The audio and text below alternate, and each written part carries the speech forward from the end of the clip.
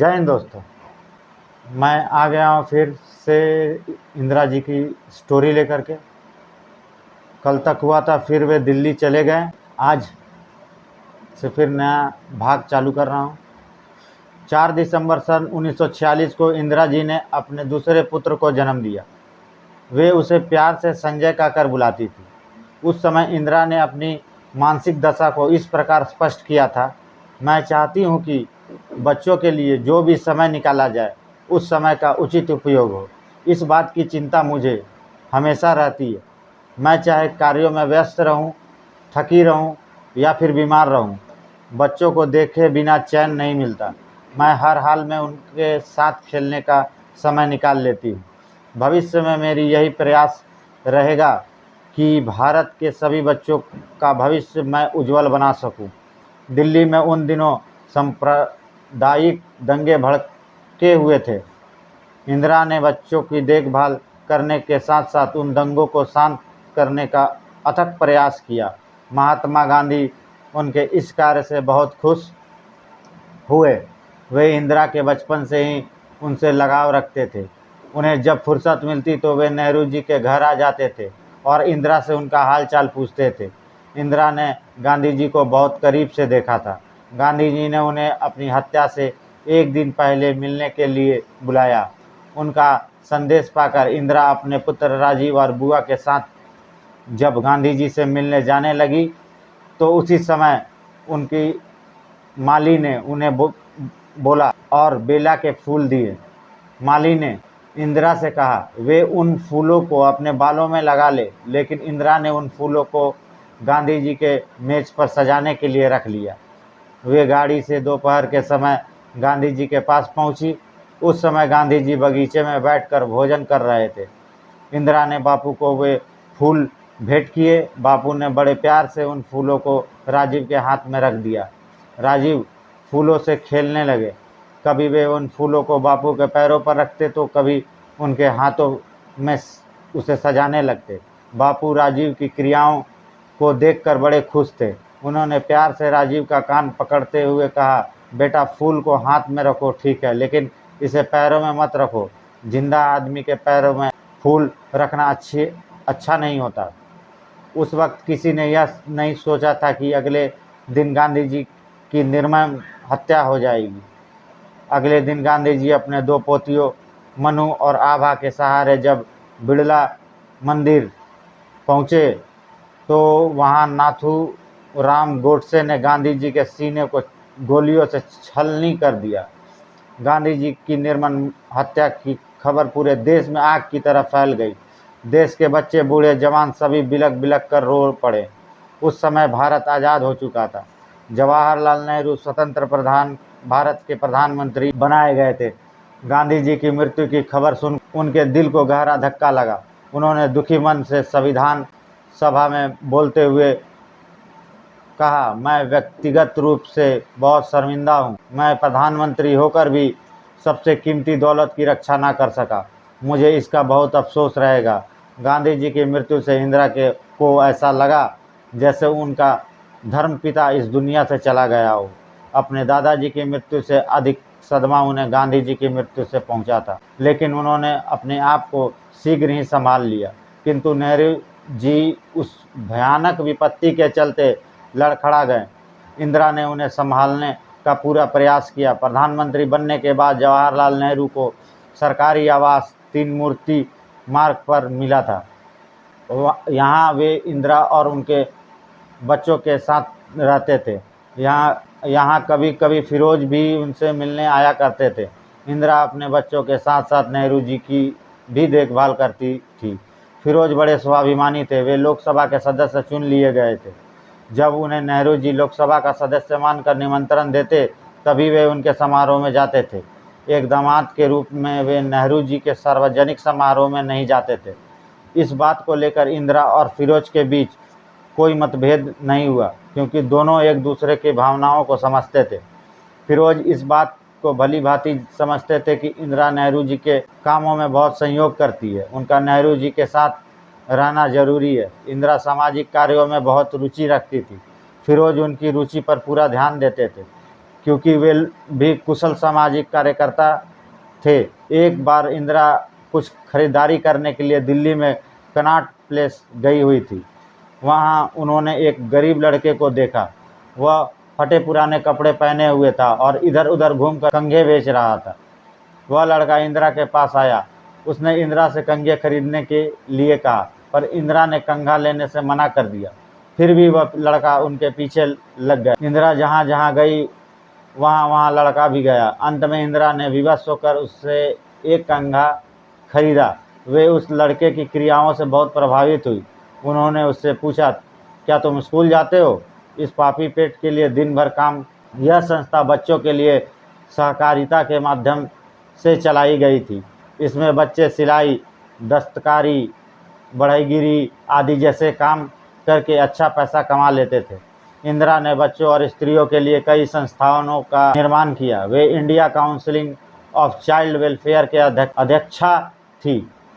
उन्हें सामाजिक सेवा करने के कारण संयुक्त राष्ट्र ने सन 1953 में मदर्स अवार्ड से सम्मानित किया था। इंदिरा दिल्ली में रहकर कई संस्थाओं का संचालक कर रही थी।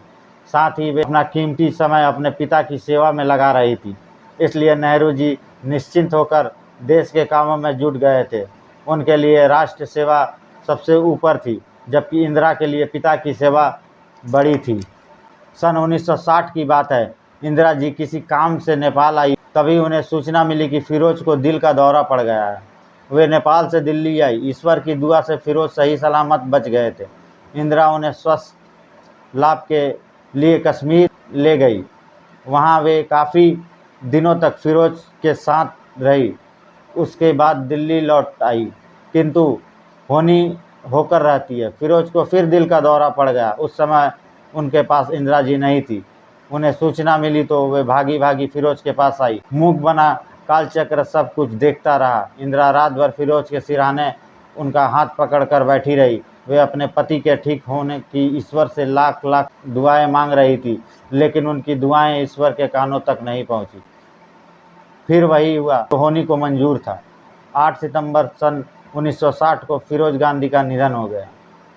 वैधव्य का इतना बड़ा वज्रघात इंदिरा के लिए असहनीय था। वे खून के आंसू बहा रही थी। पति के गम में उन्हें जहर का घूंट पीकर रहना पड़ा। कांग्रेस अध्यक्ष के रूप में जब इंदिरा गांधी को चुना गया, सन 1959 में इंदिरा गांधी अखिल भारतीय कांग्रेस कमेटी की अध्यक्षता चुनी गई। वे कांग्रेस की चौथी महिला अध्यक्षा थी। उनके पहले उस पद पर श्रीमती एनी बेसेंट, श्रीमती सरोजिनी नायडू और श्रीमती नेली सेनगुप्ता रह चुकी थी। लेकिन इंदिरा ने भारत की आज़ादी के बाद कांग्रेस अध्यक्ष का पद भार संभाला था। इसलिए इनके इस पद को उन तीनों महिलाओं के पदों से महत्वपूर्ण माना जा रहा था। देश के नर नारी उनके अध्यक्ष चुने जाने पर बहुत उत्साहित हो रहे थे।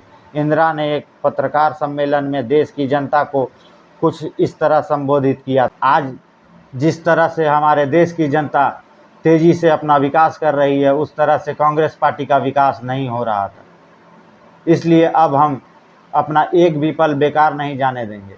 हम अपना सारा समय पार्टी और देश के विकास में लगाएंगे। इंदिरा ने कांग्रेस पार्टी की गतिशील बनाने के लिए कई कार्यक्रम निर्धारित किए। उनमें से कुछ कार्यक्रमों को वे अंतिम रूप दे चुकी थी, लेकिन 1 वर्ष के बाद जब वे कांग्रेस अध्यक्ष पद से हटी तो उनके बाकी बचे कार्यक्रम अधर में लटक गए। उनके अध्यक्ष पद से हटने का कारण यह था कि उनकी वजह से ही केरल की 2 वर्ष पुरानी कम्युनिस्ट सरकार का तख्ता पलट गया था। इंदिरा ने कांग्रेस अध्यक्ष पद पर रहकर पार्टी के विकास के लिए जो अथक परिश्रम किया, उसे देखकर पार्टी के अन्य लोगों को सबक मिला। उन्होंने अस्वस्थ होने के बावजूद भी अपना कार्य बड़ी निष्ठा और लगन से निभाया। उस समय इंदिरा जी में अदम्य आत्मा विश्वास। जब नेहरू जी की मृत्यु हुई सन 1964 में जवाहरलाल नेहरू के बाएं पैर में लकवा मार गया। ऐसे समय में इंदिरा ने जमकर उनकी सेवा की। इंदिरा की सेवा के चलते ही जवाहरलाल कुछ दिनों बाद ठीक हो गए, लेकिन वे अपने बाएं पैर को घसीटकर चलते थे और बड़ी जल्दी थक जाते थे। 26 मई सन 1964 को वे अपने घर में देर रात तक काम करते रहे। उसके बाद जब वे अपने बिस्तर पर जाने लगे तो इंदिरा से बोले, अब मेरा सारा काम पूरा हो गया। इंदिरा उनकी इस बात का अर्थ नहीं समझ पाई। जब वे सुबह सोकर उठे तो उनकी तबीयत ज़्यादा खराब लग रही थी। इंदिरा ने डॉक्टर बुलवाया पर होनी को कुछ और ही मंजूर था। काल के क्रूर हाथों ने जवाहरलाल नेहरू को हमेशा के लिए छीन लिया। इंदिरा के सिर पर एक बार फिर मुसीबतों का पहाड़ टूट पड़ा। वे पत्थर की मूर्ति बनी अपने पिता के पार्थिव शरीर के पास खड़ी रही। उनके चारों ओर सैकड़ों सांसद, रिश्तेदार और राजनीतिज्ञ खड़े थे, लेकिन उन्हें अपने दुख के आगे किसी की सुध बुध नहीं थी। 3 मूर्ति भवन के साथ साथ पूरे देश में मातम छा गया था। इंदिरा को सारा संसार आज सूना सूना लग रहा था। 3 मूर्ति भवन में नेहरू जी के अंतिम दर्शन करने के लिए भारी भीड़ उमड़ पड़ी थी। इंदिरा ने अपने पिता के अंतिम संस्कार के संबंध में लाल बहादुर शास्त्री से सलाह ली। उन्हें देशवासियों के दुखों के आगे अपना दुख कुछ भी नहीं लग रहा था। नेहरू जी की वसीयत के अनुसार उनका अंतिम संस्कार कर दिया गया। पूरा देश चाचा नेहरू के निधन से अनाथ हो गया था। ऐसे में इंदिरा देश की सेवा में जुटकर अपने दुखों को भूलने लगी। अब देश के सभी कांग्रेसी नेताओं पर नेहरू का उत्तराधिकारी चुनने की बहुत बड़ी जिम्मेदारी आ पड़ी थी। उन्होंने सर्वसम्मति से प्रधानमंत्री पद के लिए इंदिरा जी का नाम चुना, लेकिन इंदिरा ने प्रधानमंत्री पद को अस्वीकृत कर दिया। फिर गुलजारी लाल नंदा को भारत का कार्यवाहक प्रधानमंत्री बनाया गया। कुछ दिनों बाद जब प्रधानमंत्री का चुनाव हुआ तो नेताओं ने सर्वसम्मति से लाल बहादुर शास्त्री को प्रधानमंत्री बनाया। शास्त्री जी बहुत ही जिम्मेदार और योग्य व्यक्ति थे। इन्होंने इंदिरा की प्रतिभा को देखते हुए उनकी कार्य क्षमता का पूरा अनुमान लगा लिया था। इसलिए उन्होंने इंदिरा को सूचना एवं प्रसारण मंत्रालय संभालने के लिए कहा। इंदिरा उनकी बात को टाल ना सकी। उन्होंने शास्त्री जी के कहने पर सूचना एवं प्रसारण मंत्री का पद स्वीकार कर लिया। इंदिरा ने इस पद पर रहते हुए अपने पिता का पुण्य स्मारक बनवाया। वे अपने पद की गरिमा को बढ़ाने में सफल हुई। बाद में वे राज्यसभा की सदस्य भी निर्वाचित कर ली गई। लोगों को इस बात का आश्चर्य हुआ कि इंदिरा को विदेश मंत्रालय का पद क्यों नहीं दिया गया। बाद में उन्हें पता चला कि इंदिरा कला और संस्कृति के लिए सदा से ही उत्थान का कार्य करती चली आ रही है, इसलिए उन्हें सूचना एवं प्रसारण मंत्रालय दिया गया। इंदिरा राष्ट्र के सांस्कृतिक उत्थान को बहुत अधिक महत्व प्रदान करती थी। उन्होंने अपने 1 वर्ष की मंत्रित्व कला में सांस्कृतिक विभाग को जनसाधारण के लिए बहुत उपयोगी बना दिया था। उन्होंने देश में ऐसी स्थिति उत्पन्न कर दी थी कि जनता आकाशवाणी में रुचि लेने लगी थी। इंदिरा ने आकाशवाणी के कार्यों में महत्वपूर्ण सुधार भी किए थे। उन्होंने सूचना एवं प्रसारण मंत्री बनने के बाद कभी चैन की सांस नहीं ली। इंदिरा ने उस पद पर रहकर जो कार्य किया वह उल्लेखनीय है। आज के लिए इतना ही दोस्तों। फिर नेक्स्ट वीडियो अगली कहानी के साथ मैं कुंदन फिर से आपके सामने समक्ष प्रस्तुत होऊंगा। जय हिंद दोस्तों।